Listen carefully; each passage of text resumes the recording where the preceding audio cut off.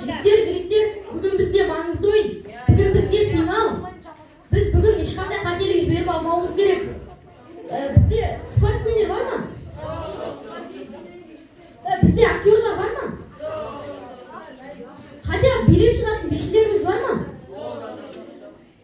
Бізде ешқандай талант жоқ болса, онда біз неге шықтық? Егер бізде талант болмаса, көрермендеріңізді көрейік. Мына жақта таланттылар бар ма? Мына жерде таланттылар бар ма? Мына жерде таланттылар бар ма? Бар. Талант деген менен қалған. Талант деген тас жырады. Тас жармаса бас жырады. Налар ма талант іздеп тұр? Көке, біз. Бауырым, бейдесін бей, әндесін әнмінде. Бол, көке, түсіндім. Ай, жігіттер, налар болмады. Налар таза плагиат қой. Мына жақтағы көрермендердің бәрі біліп отыр, онан Алдар Асланнан алынған. Ойнамай емесіңдер ме? Қояды, бізде басқа тақырып бар ғой. Бұл театр болмаса, онда мектеп туралы айтайық.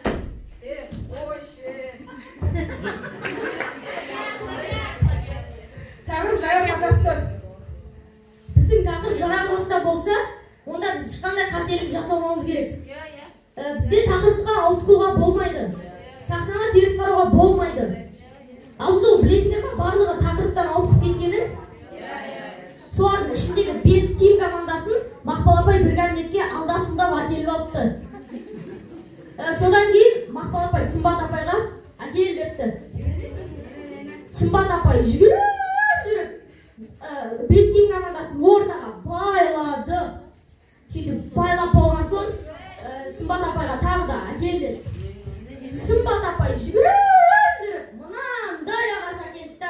5 тим командасының ортасына тықты да айыр жіберді. Оны қоя білдіш.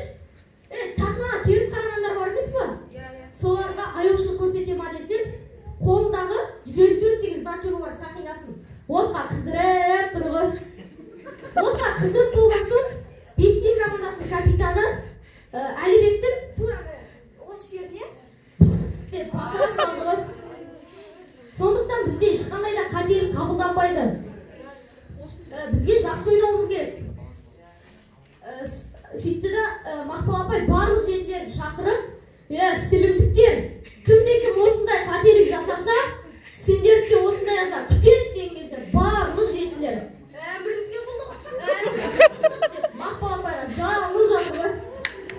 Сондықтан бізге ешқандай қателік жасауға болмайды. Ал енді бізде әр заттың да сәті бар, сәлемдесудің де аяқталу сәті келді. Ал қыздар